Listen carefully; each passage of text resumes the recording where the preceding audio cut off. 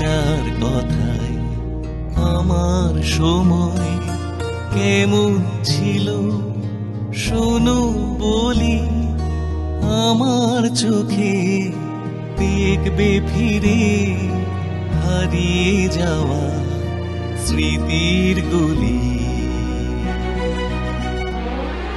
আমার সময়, আমার সময়, আমার সময়, আমার সময়। তখন পাতায় পাতায় বিন্দু বিন্দু ঝরে জল, শ্যামল বনান্ত ভূমি করে ছলো ছল। তুমি চলে গেছো ধীরে ধীরে সিক্ত সমীরে, পিছনে নির্পবিধি। বিভা সেনগুপ্তের স্মৃতিতে উঠে আসে সুচিত্রা মিত্রের প্রসঙ্গ। রবীন্দ্রসঙ্গীতে নিজস্ব গায়কীর আর এক কিংবদন্তি। দেবব্রত বিশ্বাসের সঙ্গে তাঁরও ছিল এক পারস্পরিক মর্যাদার সম্পর্ক। সুচিত্রা মিত্রের সঙ্গে তো ওনার কি বন্ধুত্ব ছিল সেই কল্পনাও করতে পারো না। আমি যা জানি দেখেছি, আমাকে বলতেন গান গাইবেন তো সুচিত্রা মিত্রের মতো গাইবেন, বুঝতে পারো ওরকম বোল ভয়েস গেয়ে যাচ্ছে না। কার মিলন চাও বিরোহী, কার মিলন চাও বিরোহী, কাহারে কোথা খুঁজিছ ভব অরণ্যে কুটিল জটিল গহনে শান্তি সুখহীন রে। এ হচ্ছে সুচিত্রা মিত্র। ওই বোল ভয়েস কই আছে? আমাকে দাদা বারবার গাইবেন তো সুচিত্রা মিত্রের মতো গাইবেন। কৃষ্ণ কলি আমি তারে বলি, কালো তারে বলে গায়ে লোক, মেঘলা দিনে দেখেছিলে মাঠে কালো মেঘ কালো হরিণ চোখ, ঘোমটা মাথায় ছিল না তার মধ্যে, মুক্ত বেড়ে পেছের পরে লোটে কালো চাষে যত কালো দেখেছি তার কালো হরিণ চোখ। কৃষ্ণ কলি আমি তারে বলি, ঘন মেঘে আধার হলো দেখে ডাকতেছিল শ্যামল দুটি গাই, শ্যামা মেয়ে ব্যস্ত ব্যাকুল পদে কুটির হতে ত্রস্ত এলো তাই, আকাশ পানে হানি যুগল ঘুরু, শুনলে মানে মেঘের গুরু গুরু, কালো তাসে যতই কালো দেখেছি তার কালো হরিণ চোখ। কৃষ্ণ কলি আমি তারে বলি। সেই সময়ে বিভা সেনগুপ্তের বাল্য শহর আগরতলা ও পরবর্তী সময়ে তৎকালীন এলাহাবাদেও অনুষ্ঠান করতে গিয়েছিলেন দেবব্রত বিশ্বাস। সেই দুই সফরের সঙ্গেও জড়িয়ে আছে উজ্জ্বল স্মৃতি। বাইরে বলছি জর্দা ঠিক, আমরা তো বিভার দেশে যাচ্ছি। হ্যাঁ, বিভা দিলে কোন আমার লয়ে যেতে, বলে বাঙাল কথা বুঝেছেও, বিভাদিকে বলেন আমাকে নিয়ে যেতে। মায়ের বলে সে কি, আপনি কেন যাবেন? বলে মায়ের দিকে বলতে আমারে কিছু দিতে হইব না, আমারে নিয়ে যাইব, থাকতে দিব, খাইতে দিব, ওরা যদি কয় আমি 2টা গানও গাবো। তুমি ভাবতে পারো, যাকে টাকা সহস্র টাকা দিয়েও নিতে পারে না, উনি এইভাবে যাবেন। তারপর গেছে, খুব খুশি। আগরতলা গাড়ি দিয়েছে ড্রাইভার, একজন লোক যে সব দেখাতে পারবে, খুশি দেখে টেকে তারপরে তোমার গান গাইলেন, আমার মাঝে দুটো বলেছেন তো দুটোই গাইলেন, আর গাইবেন না। লোকে ওই ওই করে উঠছে।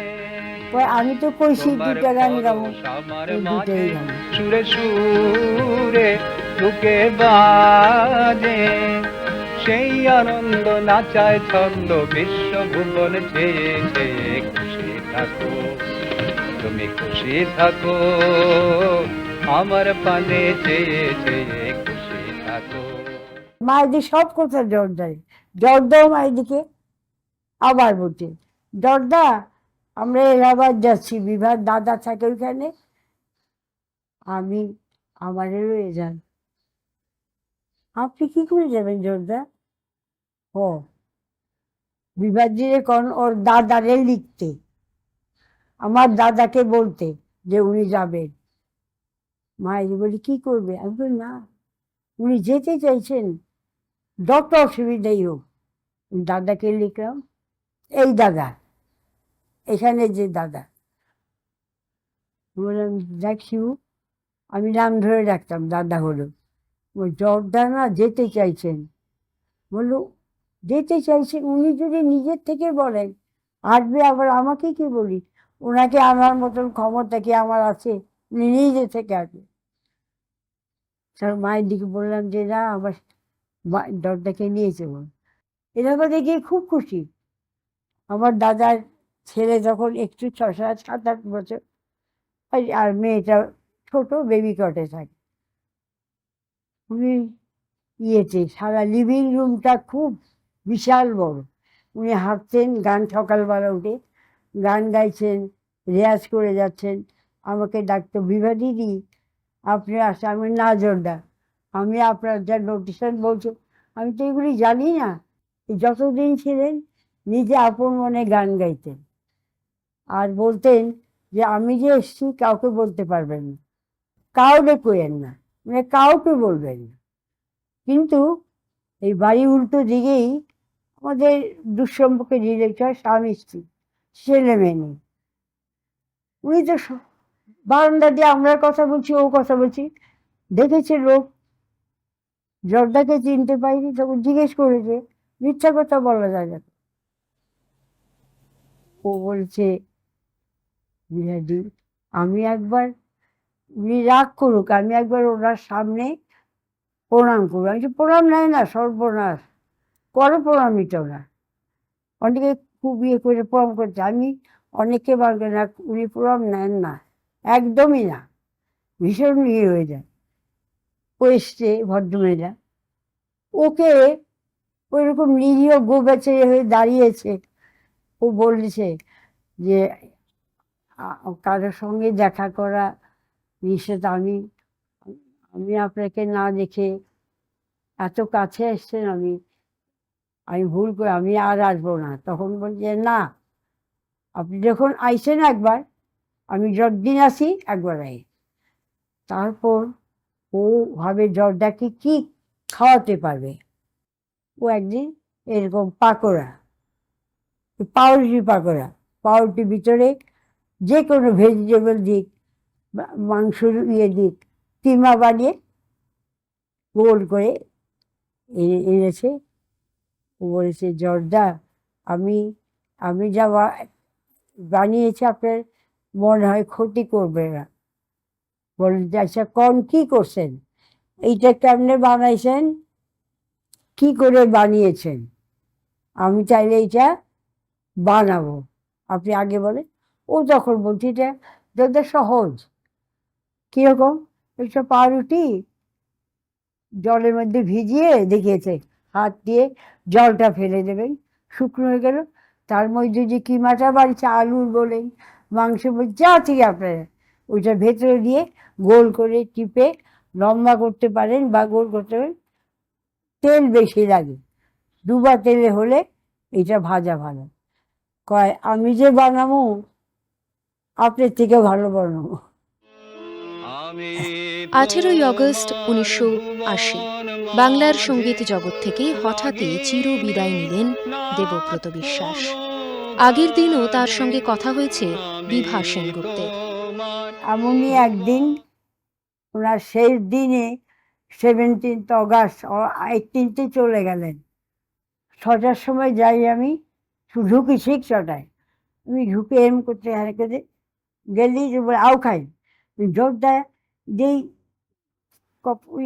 ইয়েতে দরজা এখানে পা দিয়েছি, দেখি মাথায় হাতটা ইজি চেয়ারে, এই ইজি চেয়ারে থাকতেন, খাটে শুতে পারতেন না, মাথায় হাত দিয়ে হাউ খাই তো বলে না, মানে আসন তো বলছে না, তো খুব সিরিয়াস ব্যাপার। আমি গেছি, গিয়ে জর্দা শরীর ভালো না, না আর কিছু বলে না। আমি বললাম আমি কি একটু ডাক্তারকে বলবো? বলে না, না করলে আমি বলতাম না, কারণ তাহলে উনি এমন রেগে যাবেন। আমি কখনো বলতাম, উনি যেতে বলতেন হ্যাঁ, আর ঠিক কথাই বলতে, কাজে আমি ওনার কথার বিরুদ্ধে আমি কিছু করিনি, দাঁড়িয়ে আছি। উনি টয়লেটে গেছেন, আমি দাঁড়িয়েছি। বেরিয়ে বলে কেন দাঁড়ালেন কেন? আমি বলি, না আপনার তো শরীর ভালো না, না আপনার দাঁড়াইতে হইব না, মানে দাঁড়াতে হবে না। ঠিক আছে, আবার উনি চেয়ারে আবার সেই মাথায় হাত দিয়ে, এত মুখটা করুণ একদম, কিছু একটা হয়েছে আমি ভেবেছি এই শরীর খারাপটা। তারপর আমি মোড়ায় বসেছি, ঘড়ি দেখছি 8টা বাজে, 8টা তো উঠতে হবে। উঠেছি, উঠে বলেছি জর্দা আমি যাই। যান যান, এবং হঠাৎ ইজি চেতে বসে আছেন, যান যান। আমি সেই কথা শুনিনি কখনো। কাল খুব ভোরে শুনবাই এমভাবে কুখ্যাত রবীন্দ্রসঙ্গীত শিল্পী দেবব্রত বিশ্বাস মারা গেছেন। আমি ওমা, ওমা কি, আমি তো চোখের জল বেরিয়েছে, ওমা কি, আমি দাঁড়িয়ে আছি। আবার আমি তো ভাবতে পারছি না, আমাকে 11 বছরে একদিন উনি আমাকে জোরে কথা, কোনো কটু কথা বলেনি।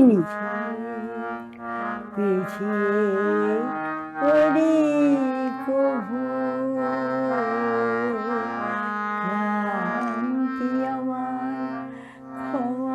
ক্ষমাটা কি করছে করো প্রভু,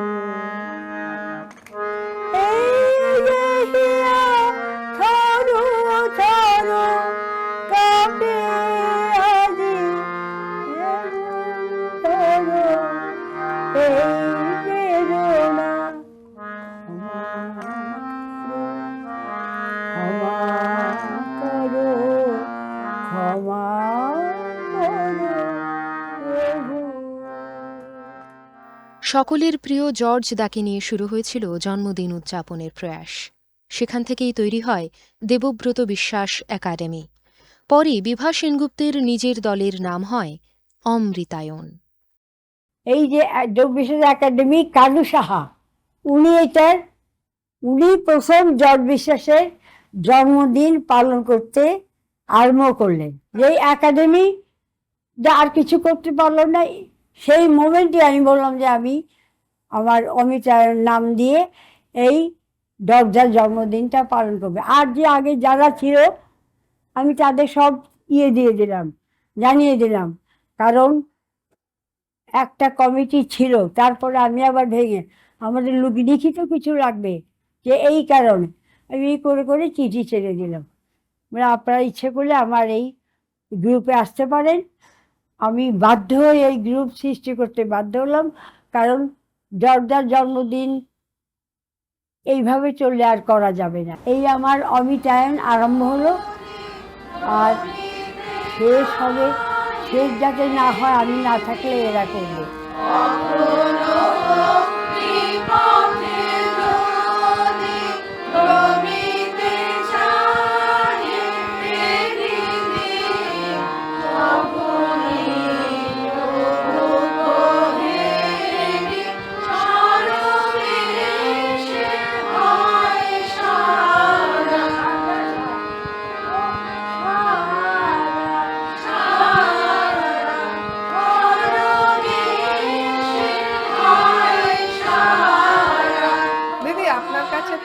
ওই গানটা আমরা শিখবো বলেওছি, শিখেওছি।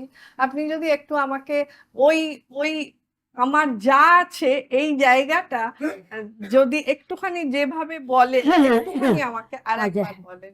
আমার যা আছে আমি সকল দিতে পারিনি তোমারে নাথ, আমার যা আছে আমি সকল দিতে পারিনি তোমারে নাথ, আমার যা আছে। আমরা যে ছাত্রীরা অমৃতায়নে যে আসি, এটা আমাদের একটা তীর্থক্ষেত্র। এই 10 নম্বর ম্যান্ডেভিলা গার্ডেন্সের 309 নম্বর ফ্ল্যাট আমাদের একটা আকর্ষণ। এখানে আমরা আসতে এত ভালোবাসি, শুধু যে গান শিখি তা কিন্তু নয়, আমরা অনেক কিছু শিখি। আমাদের যে গুরু মা, উনি আমাদের সত্যিই সন্তান স্নেহে দেখেন। আমরা কিভাবে আসবো, কিভাবে যাব, আমরা প্রত্যেক দিন কিভাবে চলি, কিভাবে খাওয়া দাওয়া করি, কার বাড়িতে কি অসুবিধে, প্রত্যেকটা দিন উনি আমাদেরকে এটা ওনার মুখদর্পণে রাখেন। এটা আমাদের মানে বিশাল পাওনা যে আমরা এরকম একজন শিক্ষিকা আমাদের গুরুমাকে পেয়েছি।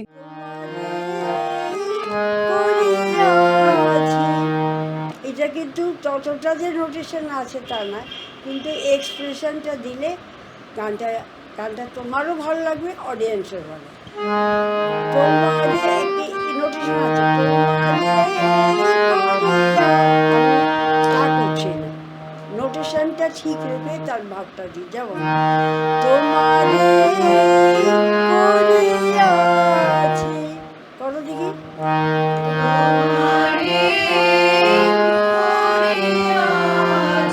ভালো লাগে না? এটা হচ্ছে তোমরা করছো, আমি অনেকবার দেখিয়েছি, তারপরও এসে যাচ্ছে। তোমরা আসলে বাড়িতে হয়তো প্র্যাকটিস করেছো।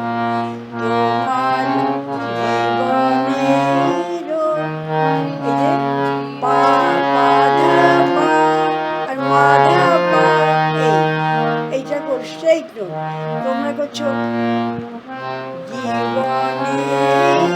না, একদমই না। একটা ব্যক্তিগত ভীষণ ডামাডোলের মধ্যে দিয়ে যাচ্ছিলাম, এবং আমার এক বন্ধু দিদির কাছে অনেক দিন গান শেখে, সে আমাকে বিভাদের কাছে নিয়ে আসে। আর তারপরে পৃথিবীটাই একটা অন্যরকম, একটা সুন্দর, একটা সুন্দর, অত্যন্ত সুন্দর, অত্যন্ত ভালো একটা জায়গা আমি পেয়েছি। স্পেশালি দিদির অ্যাজ আ মার্গদর্শক আমাকে কত কি যে শিখিয়েছেন, কত কি যে বলেছেন। আর কি বলবো, সেই ডামাডোল যে বলছিলাম তার থেকে বেরিয়ে আসতে সাহায্য করেছেন, তার জন্য আমি চিরকৃতজ্ঞ ওনার কাছে। অকারণ হরষে মোর ভাবনা রে, কি হাওয়ায় মাতালো দোলে মন দোলে, অকারণ হরষে হৃদয় গগনে সজল ঘন, নবীন মেঘে রসের ধারা বরসে, মোর ভাবনা রে কি হাওয়ায় মাতালো দোলে মন দোলে, অকারণ হরষে।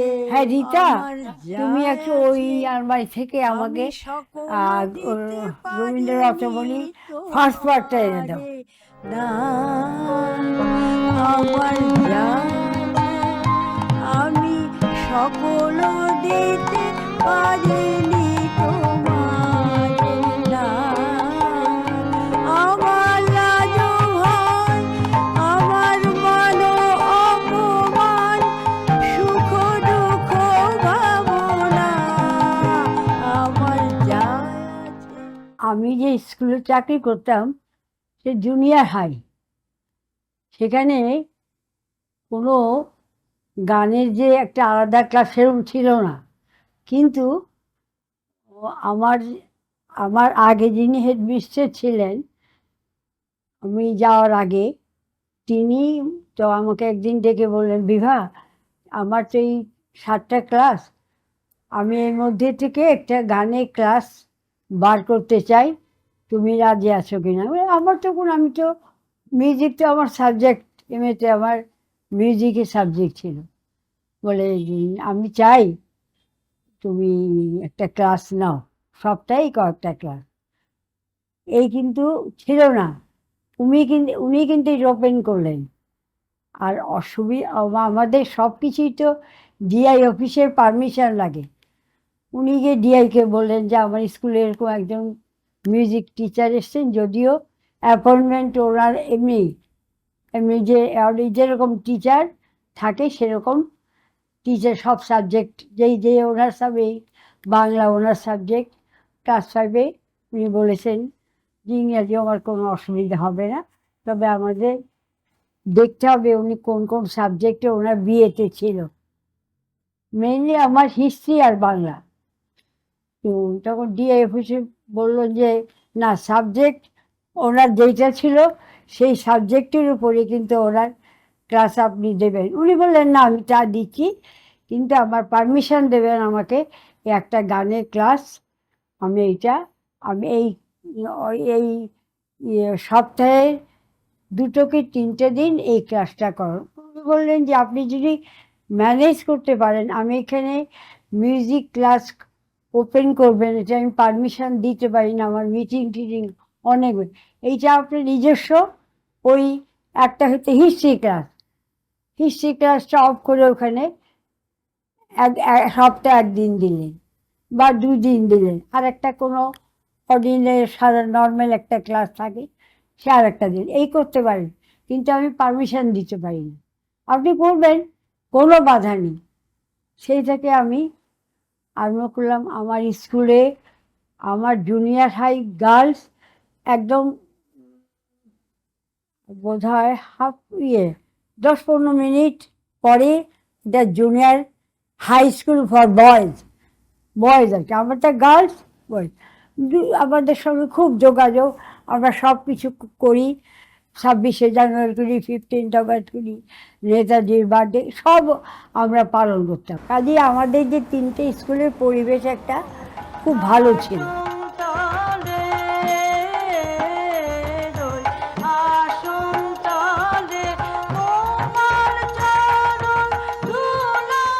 মায়ের কাছে মায়েদি যতদিন জীবিত ছিলেন কোনোদিন ওনাকে ছাড়িনি।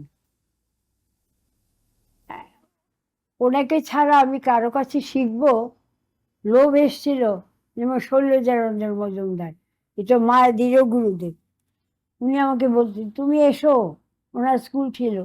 আমি মনে মনে ভাবি বাপরে বাপ, আমার যা পেয়েছি আমি তাকে নিতে পারলে আমার যথেষ্ট। আমি মায়ের দিকে এসে বললাম, আমি বলছি মায়েদের আমি আপনাকে ছাড়া আর কিছু ভাবতে পারি না। আগরতলা থেকে এসে আমি তো অনেকেই পেয়েছি, ওনার হাতেই তো আমার হাতে, এটা তো কোনো দিন ভুলি না। একটা কথা বলি, যাই হোক, ওনার জন্যে আমি দশ বিশ্বাসকে পেয়েছি। এখন এই একটা জিনিস আমি সইতে পারতাম না। প্রোগ্রাম হচ্ছে, আমার নাম হচ্ছে, আমি গান টাঙ্গিতে অ্যানাউন্সমেন্ট হওয়ার পরেই তো বিভা সেনগুপ্তা অমুকের সাথী একদিন অ্যানাউন্স করছে দেবব্রত বিশ্বাসের ছাত্রী।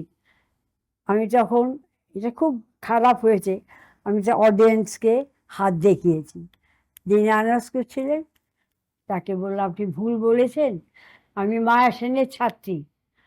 আর দেবব্রত বিশ্বাসের কাছে মায়া সেন আমাকে নিয়ে গিয়েছিলেন গান শুনতে, গান শিখতে না। কিন্তু আমি এই এত বছর আমি ওনার গান শুনে এসেছি, গান শুনেছি, আর উনি যা লেসেন দিতেন কি করে গান গাইতে হয় নানাবিধ, এইটাই শুনেছি। আমি কিন্তু ওনার ছাত্রী না। গানের কথা, সুর সবটা নিয়েই রবীন্দ্রসঙ্গীত এক আলাদা ধারার জন্ম দিয়েছে। তা নিয়েও পরীক্ষা নিরীক্ষা করেছেন বর্তমান যুগের শিল্পীরা। নবদ্বীপর শিল্পী বিভা সেনগুপ্ত কিভাবে দেখেন সেই প্রয়াসকে? গানের কথা আর সুর রবীন্দ্রনাথের যেই চলে আসছে, যেই ধারা, সেই ধারা লঙ্ঘন করছে অনেকে। নাম আমি তো বলতে পারছি না, পারবো না, বলা উচিতও না। লঙ্ঘন করে অনেক, শুধু একটু নোটিশন এদিক সেদিক না, সেইটা তো ধর্তব্য না। এই এই এত মহামূল্যবান জিনিসকে এইভাবে ব্যবহার করা উচিত না। এইভাবে তার মান নষ্ট করা উচিত না। গুরুদেবকে অপমান, তার সৃষ্টি অমূল্য সম্পদ, ঠিক কিনা? এই অমূল্য সম্পদ, এই জিনিস আর কোথায় পাবো? আর পাবো কি? গধূলি গগনে মেঘে ঢেকেছিল তারা,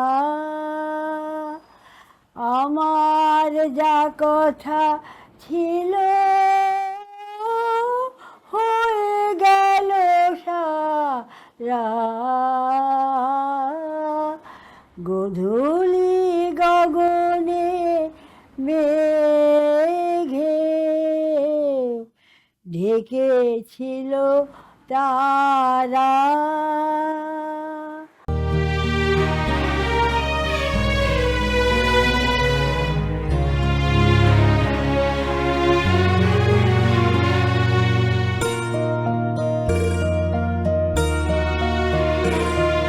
সাদা কালোর সেই দুনিয়া, যা লেখানে ইতিহাসে অতীত ছুঁয়ে সময় আমার বসবে এসে তোমার পাশে। আমার সময়, আমার সময়।